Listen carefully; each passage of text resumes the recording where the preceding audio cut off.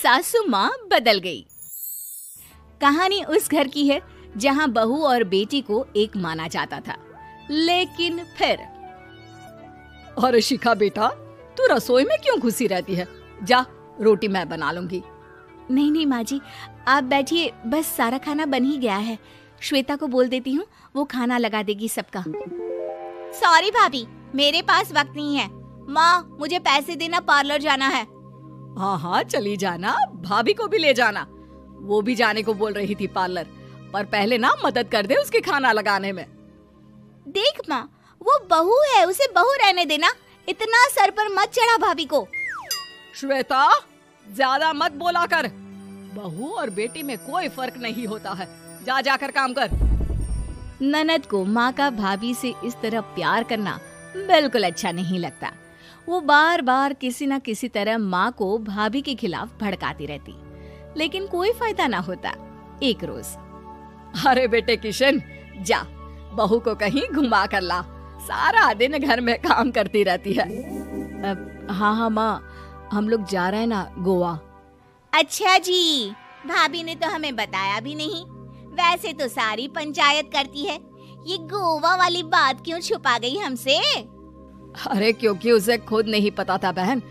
मुझे टिकट सस्ती मिल रही थी तो मैंने बुक कर दिया। हाँ शिखा, पैकिंग कर ले, संडे हम जा रहे हैं गोवा। दोपहर में शिखा पैकिंग कर रही थी कि सास आ जाती है।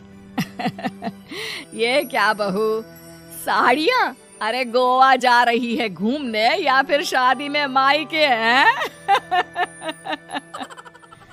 माँ जी, ऐसा कुछ है ही नहीं, समझ में नहीं आ रहा क्या रखूं कपड़े में। अरे तेरी और श्वेता की साइज तो एक ही है, उसके कुछ मॉडर्न कपड़े ले ले, आकर लौटा देना। हाँ माँ जी, ये ठीक रहेगा। शिखा श्वेता के पास जाती है और उससे कपड़े मांगती है। ना जी ना, मैं अपने कपड़े ना दूं, वैसे भी फैल जाएंगे मेरे कपड़े, बहुत महंगे वाले हैं। शिखा मुंह लटकाकर कमरे में आ जाती है तो सास कहती है, चल तैयार हो जा, तुझे मैं शॉपिंग करा कर लाती हूँ गोवा की। बस फिर क्या था, सास बहू निकल जाते हैं मार्केट और एक से बढ़कर एक ड्रेस खरीद कर घर आते हैं। पहले बता देती कि नए कपड़े दिलाने वाली है भाभी को, तो मैं अपने ही दे देती ना भाभी को, मुझे दिला देती नए कपड़े। देख श्वेता, परिवार का मतलब सबके साथ रहना होता है, ना कि सिर्फ अपना सोचना। वैसे भी तुझे अच्छे संस्कार सीखने चाहिए। और रही बात कपड़ों की, तो शिखा, आज से घर पर भी तू मॉडर्न कपड़े ही पहनेगी। कोई जरूरत नहीं है ये साड़ी वाड़ी लपेटने की। अब क्या था, घर पर श्वेता और शिखा एक जैसे रहते। एक बार पड़ोसन आती है। अरे बेटा, अपनी माँ को तो बुलाना, जरा बात करनी है। शिखा सास को बताती है और रसोई में चली जाती है। ये आपकी बेटी बहुत बड़ी हो गई है, इसके लिए एक रिश्ता है, कहो तो बता दूं। ये बेटी नहीं बहू है, घर में सब एक जैसा ही रहता है। वैसे मेरी बेटी भी बड़ी हो गई है, कोई रिश्ता हो तो जरूर बताना। पड़ोसन रिश्ता लेकर उन लोगों के घर आती है। तब श्वेता की होने वाली सास कहती है, तो ये घर है, कितने मंजिल का है? और ये बहू ने आपकी क्या पहन रखा है, जीन्स टॉप? अरे भाई, साड़ी वाड़ी नहीं है क्या इसके पास? देखिए, सर्दी है तो साड़ी में बहू कैसे मैनेज करती, वैसे पहनती है साड़ी भी। देखिए, हम लोग ठहरे पैसे वाले लोग, कोई कमी नहीं है हम लोगों के पास पैसों की, बहुत पैसे हैं, जमीन, नौकर चाकर, कार, सब कुछ है, लेकिन घर में संस्कारी बहू चाहिए। समझ रही हैं ना आप? सास कुछ कहती कि श्वेता बोल पड़ती है, हाय रे, नौकर चाकर से लेकर जमीन, कार, पैसा, हाँ हाँ, मुझे रिश्ता मंजूर है, मंजूर है मुझे। अरे रुक जा श्वेता, मैं बात कर रही हूँ ना। देखिए, हम लोगों के घर इतनी आजादी नहीं मिलेगी। अरे हाँ कर देना माँ, हाँ कर दे जल्दी से। सास क्या करती, बेटी की शादी ऐसे घर में कर देती है जहाँ ना उनके विचार मिलते हैं और ना ही आचार। शादी के बाद एक रोज फोन पर, श्वेता बेटा, एक बार घर आ जा, बहुत दिल करता है तुझे देखने का। माँ, वो घर पर बहुत काम होता है, कैसे आऊँ? बड़ा घर है, लेकिन आने जाने वालों की लाइन ही लगी रहती है। बेटा मैं तो जानती थी उस घर का हाल, लेकिन तू ही नहीं मान रही थी। माँ देख, हर घर का यही हाल है। तेरी बेटी को यहाँ घूंघट हटाने की परमिशन नहीं है और एक तरफ भाभी स्कर्ट पहनकर घूम रही है। बेटा मुझे क्या पता था कि मेरी बेटी को ससुराल के नाम पर पिंजरा मिल जाएगा। अच्छा माँ, फोन रखती हूँ, सास को गर्मा गर्म रोटी खिलानी है। तुम लोगों की तरह नहीं कि एक रोटी बनाओ, एक सब्जी बनाओ, फिर सारा दिन फ्री होकर घूमो। सास फोन तो रख देती है, लेकिन सोच में पड़ जाती है कि एक तरफ बेटी जिसे कोई आजादी नहीं, वहीं दूसरी तरफ बहू जिसे देखकर लगता ही नहीं कि उसकी शादी भी हुई है। अगले रोज। शिखा, अरे ओ शिखा। हाँ माँ, क्या हुआ? कुछ चाहिए आपको? मैं जिम जा रही थी। जिम के कपड़ों में बहू को देखकर सास को घूंघट में अपनी बेटी का ख्याल आता है। देख बहू, घर में बहू की तरह रहा कर। इतने टाइट कपड़े पहनकर जिम जाना पसंद नहीं मुझे।